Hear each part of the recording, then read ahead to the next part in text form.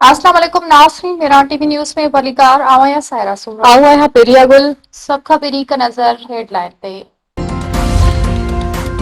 वज़ीर आज़म शहबाज शरीफ़ पंहिंजो घर स्कीम जो इफ्तिताह करे छॾियो। शहबाज शरीफ़ चयो आहे त माण्हुनि जो वॾो अंग पंहिंजे घरनि खां महरूम आहे।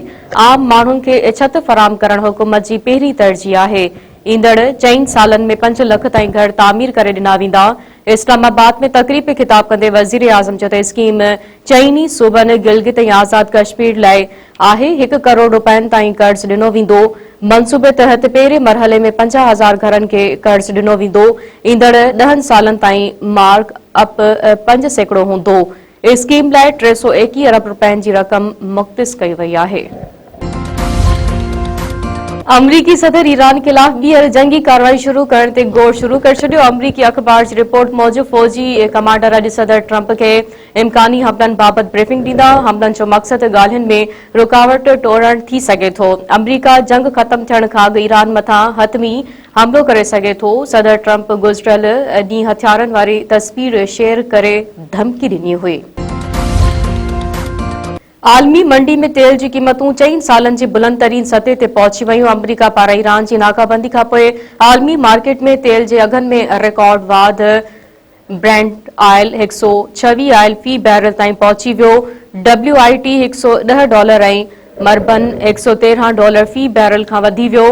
अमरीकी सदर जे तेल कंपनियुनि जे अख़्तियारनि सां मुलाक़ात। ईरानी नाकाबंदी जी सूरत में तेल जी क़ीमतनि में इस्तेहकाम बाबति ख़यालनि जी ॾे वठि। अमरीकी सदर डोनाल्ड ट्रंप चयो आहे त ईरान सां एटमी मुआहदे ताईं सामूंडी नाकाबंदी बरक़रार रहंदी। तेहरान सां फ़ोन ते ॻाल्हि ॿोल जारी आहे। ईरान वटि एटमी हथियार न हुजण घुरिजनि। ईरान खे रुॻो एतिरो चवणो पवंदो त हू हाराए वियो आहे। पंहिंजे बयान में अमरीकी सदर वधीक चयो त रूसी सदर सां ईरान ऐं यूक्रेन मामले ते ॻाल्हि ॿोल थी आहे। प्यूटन खे चयो आहे त असांजी जंग बंदि करण में मदद ॾियण खां अॻु रूस खे पंहिंजी जंग बंदि करणी पवंदी। रूसी नुमाइंदे मूजिब प्यूटन 9 मई ते यूक्रेन सां जंग बंदी जी आछ करे छॾी आहे।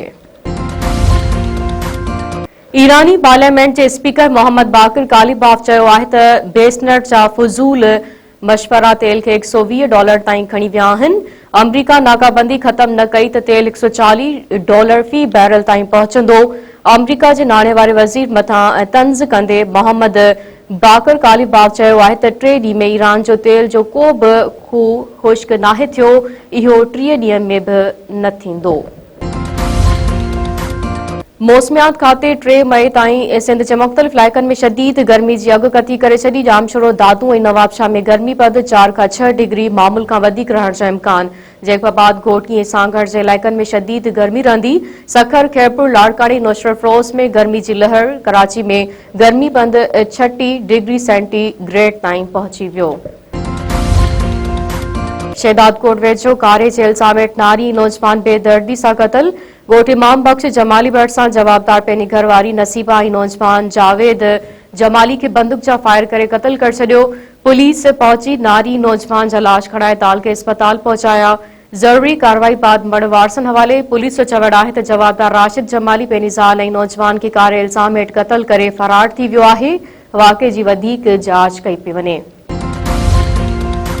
पिंगरे वेझो संगावती तकरार तां 4 जवाबदारनि पारां नारी सां इज्तमाही लजालुट जो इंकशाफ। कोट मेहराब शहर में जवाबदारनि जो घर ते हमलो। नारी अज़ीज़ा ज़ाल वसीम चांडियो खे खंबे कमरे में बंदि करे छॾियो।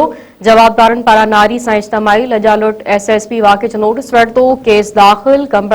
कमर ज़मान चांडियो, अब्बास अली शेर ऐं आली चांडियो नामज़द गिरफ़्तारी अमल में न आई।